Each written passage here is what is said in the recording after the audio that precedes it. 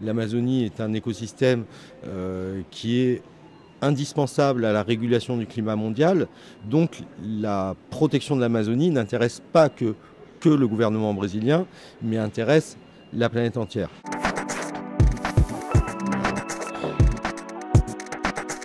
Je suis Sébastien Mabille, avocat au barreau de Paris, vice-président du comité français de l'UICN et j'enseigne également le droit international de l'environnement à Sciences Po Paris et à l'université d'Aix-Marseille. Ce qui a fait tilt, c'est probablement la mobilisation à laquelle j'ai participé au début des années 90 contre un tunnel routier dans les Pyrénées. J'ai été arrêté, j'ai ensuite été condamné par le tribunal correctionnel de Pau. Cette condamnation, que j'ai ressentie comme étant une injustice profonde, m'a convaincu de la nécessité de m'engager dans cette voie et de porter ce combat. Il existe 3 types de criminalité environnementale. La première, c'est ce que j'appelle un peu la criminalité opportuniste. C'est la personne qui va abandonner un vieux frigidaire usagé au bord d'un cours d'eau.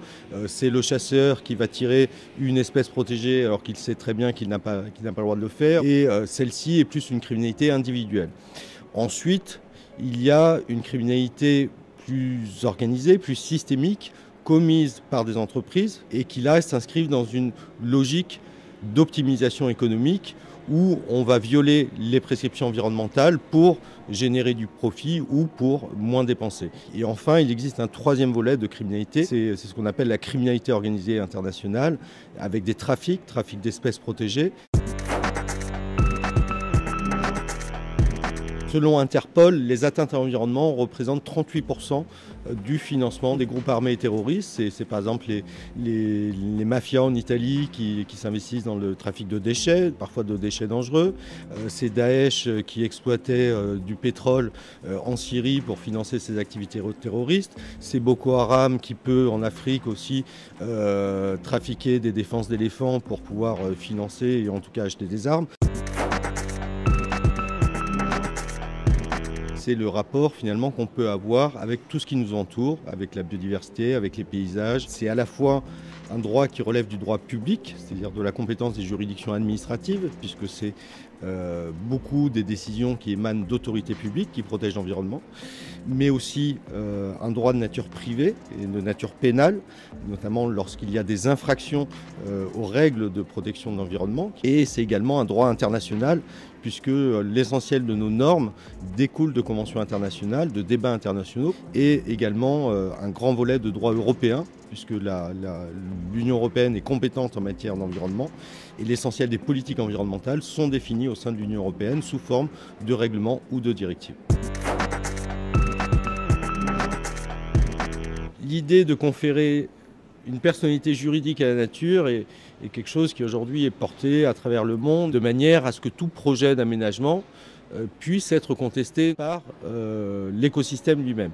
Ce qui suppose également de lui désigner des gardiens, des représentants. Pour les pays qui l'ont expérimenté, notamment l'Équateur ou la Bolivie, le bilan reste mitigé puisque la reconnaissance de droits de la nature n'a pas toujours permis de faire échec à des projets miniers, à des projets pétroliers, ces 2 pays étant très dépendants de leurs ressources minières et pétrolières. Et finalement, on assiste toujours à des destructions massives d'écosystèmes.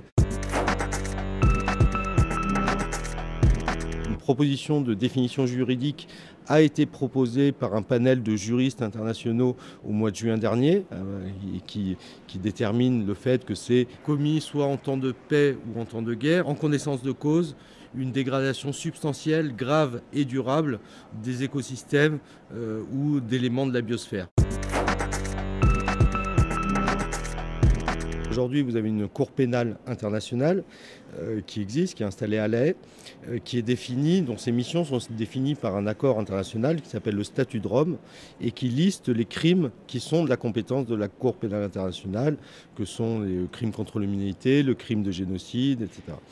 Et reconnaître à cette Cour pénale internationale une compétence sur un nouveau crime d'écocide, ça serait très intéressant. Je prends qu'un exemple, c'est celui de la politique que mène le président Jair Bolsonaro au Brésil, qui est une politique systématique de destruction de l'Amazonie. L'Amazonie est un écosystème qui est indispensable à la régulation du climat mondial. Donc la protection de l'Amazonie n'intéresse pas que le gouvernement brésilien, mais intéresse la planète entière. Là, on serait clairement sur une politique d'écocide.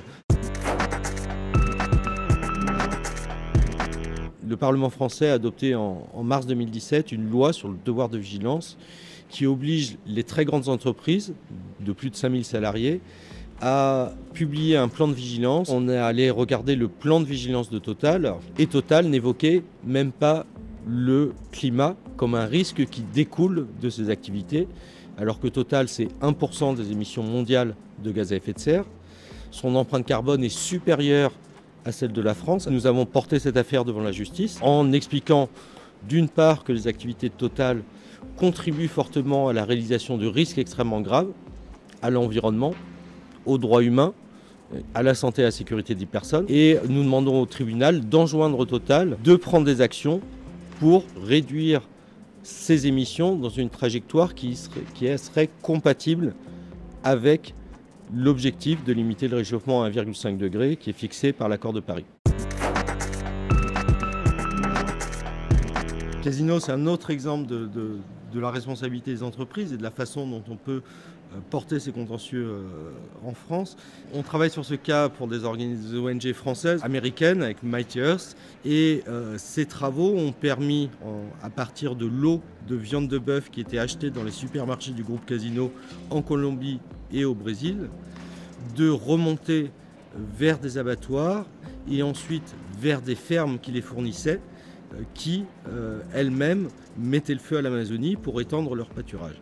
Et donc là, ce que nous demandons à Casino, c'est de cesser de s'approvisionner chez ces fermes qui détruisent l'Amazonie et qui portent atteinte aux droits des peuples autochtones et d'assurer leur vigilance sur l'ensemble de leur chaîne d'approvisionnement et de tracer finalement leur viande de bœuf, ce que le groupe Casino ne fait pas et refuse de faire pour le moment.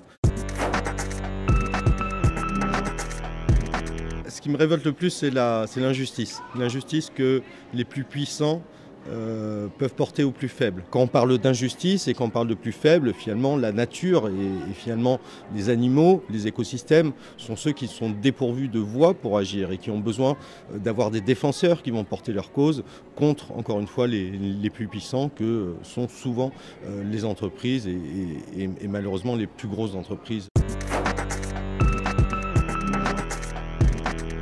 Ce qui me réjouit le plus, c'est peut-être de voir le mouvement climat, des gens comme Greta Thunberg qui arrivent finalement aujourd'hui à créer une sorte de citoyenneté mondiale. Quand je vois ces marches pour le climat partout dans le monde, c'est quelque chose qui me réjouit. Et j'espère qu'il y en aura d'autres et encore plus massives et encore plus importantes.